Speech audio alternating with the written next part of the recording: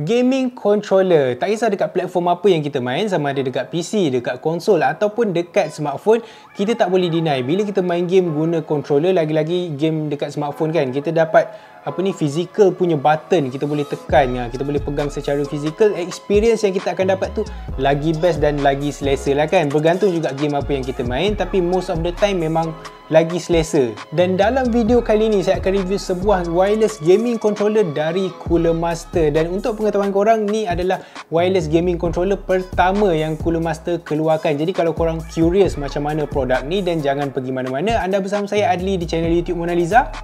Jom.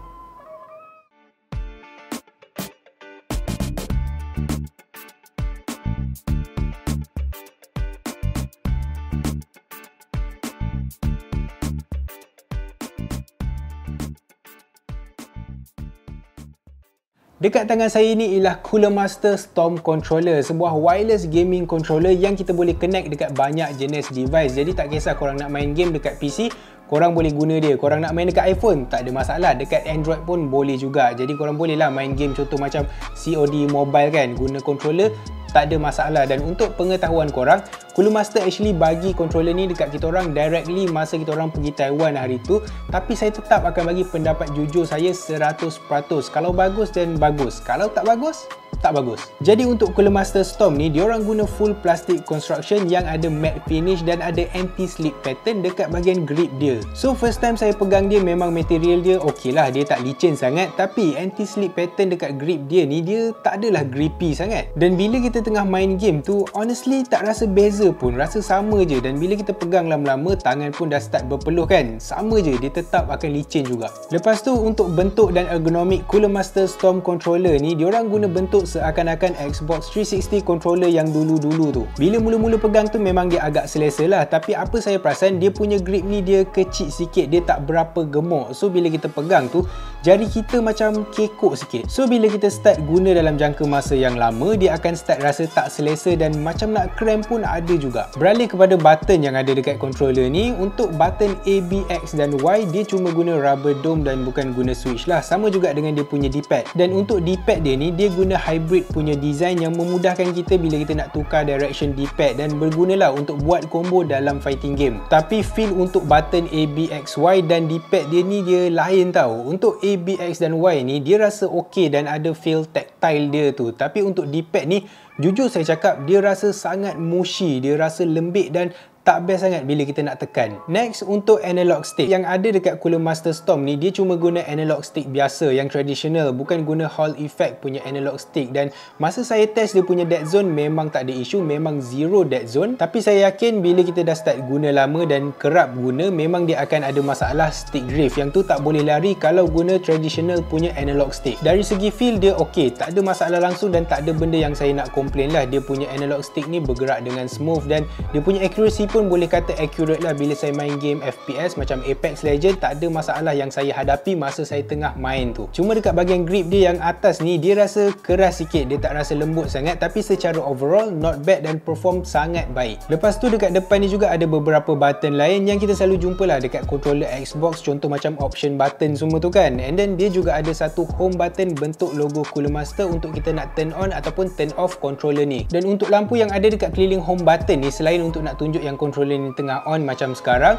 dia juga boleh indicate battery level yang ada dekat dalam controller ni. Jadi dia akan berubah daripada hijau kepada putih, kepada orange dan kepada merah berkelip. Kalau merah berkelip tu maknanya korang dah kena charge lah. Dan ni satu feature yang boleh kata praktikal juga, sebab tak banyak controller yang ada indikator macam ni. Selalu kita akan guna, kita akan agak-agak lah kan, bateri dia ada berapa banyak lagi, sedar-sedar dah habis bateri. Jadi dengan indikator macam ni, kita dah boleh tahu bila dah orange ataupun merah tu, kita dah boleh charge awal-awal sebelum dia mati tiba-tiba masa kita tengah main game. Dua button yang kita jarang nampak ialah button mouse dan button Bluetooth ni. Untuk button yang ada icon mouse ni, bila kita double tap dia, kita boleh guna cursor dekat PC kita. And then button lain pun akan jadi button function lain lah, macam arrow keys ataupun nak adjust volume PC kita semua tu. And then untuk button Bluetooth ni, of course lah untuk kita nak pairing dengan device lain. Dan last sekali, dekat bahagian bawah ni ada 3 LED indicator untuk nak tunjuk mode apa yang kita tengah guna. Mode PC ke, mode untuk Android, mode untuk iOS. Nanti dia akan keluar dekat bawah ni. Cooler Master juga ada keluarkan satu phone clamp yang khas untuk Storm controller ni. Jadi phone clamp tu kita boleh mount dia dekat belakang controller, and then dekat bahagian atas ni kita boleh letak smartphone. Nanti saya cuba sediakan gambar sebab malangnya saya tak dapat produk tu untuk nak tunjuk dekat korang semua. Tapi saya yakin sebab saya pernah guna setup yang lebih kurang sama dengan controller PS4 kan, ada phone clamp tu. Saya pernah guna dan experience kita dapat memang jauh lagi best lah daripada kita kena letak phone dekat atas meja ke letak dekat phone holder. Yang ni kita boleh mount dia directly dekat atas controller. Jadi kalau korang berniat nak guna setup macam ni, salah satu aksesori yang wajib korang beli ialah dia punya phone clamp tu. Untuk Cooler Master Storm controller ni dia ada built-in battery yang boleh bertahan selama 40 jam dan guna Type-C untuk charging ataupun bila kita nak guna dia in wired mode. Kabel pun diorang sediakan, so korang jangan risau. Dan dekat atas ni juga kita boleh tengok dia punya bumper dan trigger yang ada dekat Cooler Master Storm ni. Untuk bumper ataupun shoulder buttons ni diorang guna switch dan bukan guna rubber dome. Jadi feel dia tu memang best dan sangat tactile. And then untuk triggers pula diorang guna analog trigger yang sesuai untuk kita nak main racing game lah. Kita boleh control minyak dan control brake tu dengan tepat. Feel bila kita tekan shoulder button dengan trigger ni, bila kita betul-betul guna dia untuk main game, memang sangat best dan perform dengan sangat bagus lah. Tak ada benda yang saya nak komplain dekat sini kecuali satu, color dia ni. Kenapa color dia ni tak sama dengan button lain yang ada dekat controller ni? Macam button A, B, X, Y dia warna purple kan, and then untuk analog stick belah dalam ni pun warna purple yang boleh kata sama lah.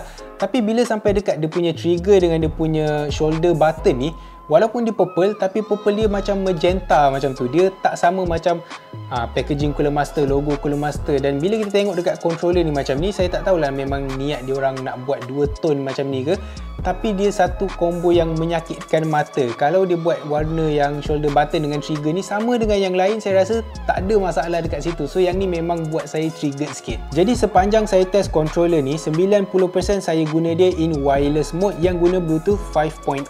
Dan bila saya connect dia dekat PC, automatic dia recognize sebagai Xbox wireless controller. So memang plug and play dekat mana-mana game yang modern sekarang ni kan. Dan dari segi delay pun tak ada yang noticeable lah. Even dia cuma guna Bluetooth punya connection, tapi masa saya tengah main game tu tak ada rasa macam lagging ke, ada rubber banding punya effect, tak ada. Tapi sayang, walaupun banyak benda bagus yang ada dekat controller ni, tapi dia punya feel bila kita guna dia tu rasa sangat murah. Untuk performance memang tak ada benda yang saya nak complain. Even masa main game yang kompetitif pun saya tak ada rasa delay, and then dia punya button pun respon dengan sangat baik. Tapi untuk comfort dan overall feel bila kita tengah pegang, bila kita tengah main tu, memang hampir ke laut. Saya minta maaf sangat-sangat dekat Cooler Master, tapi saya memang tak suka guna controller ni. Sampai tahap masa saya tengah main game, saya tak sabar nak tukar controller lain. Saya nak letak controller ni and then guna controller lain, disebabkan feel dia tu memang tak best. Dan feel saya maksudkan ni bukanlah dia punya material. Material dia ni boleh kata okey lah, standard dan typical material kita jumpa dekat controller kan. Tapi feel yang saya maksudkan tu ialah dia punya contoh macam grip dia yang kecil, and then dia punya bentuk yang agak pelik sikit.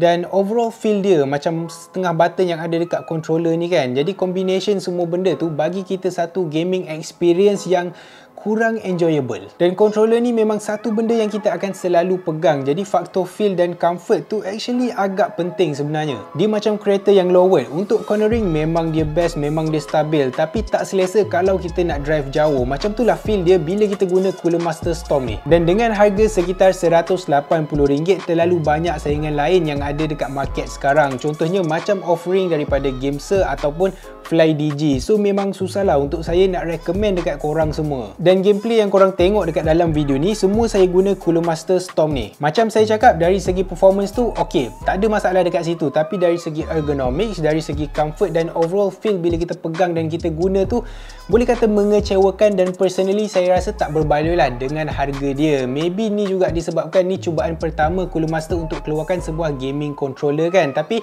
tetap saya rasa tu bukan satu alasan, dan saya memang tak boleh recommend untuk korang beli controller ni sekarang. Manalah tahu nanti Cooler Master nak keluarkan Storm controller tu kan, mungkin diorang boleh upgrade dekat bahagian ergonomics dan overall feel dia tu. Jadi bila kita pegang, dia tak rasa murah. Bila kita pegang, rasa setanding lah dengan price tag RM180 tu kan. Sebab banyak je benda yang saya suka dekat controller ni. Macam dia punya performance sangat-sangat okey dan saya tak ada benda nak complain. Tapi itulah disebabkan feel dia yang macam tak berapa nak siap, rasa macam murah. Dia basically merosakkan keseluruhan controller ni. Jadi itu saja untuk video kali ni. Kalau korang rasa video ni membantu, korang suka video ni, apa kata korang tekan like dan subscribe dekat channel YouTube Mona Lisa kalau korang tak subscribe lagi. Dan jangan lupa untuk kongsi video ni dekat Facebook, dekat kawan-kawan korang. Dan terima kasih sebab tengok video ni sampai habis. Saya hargai sangat-sangat. Jadi itu saja dari saya, Adli, di channel YouTube Mona Lisa. Beres boh. Jumpa lagi.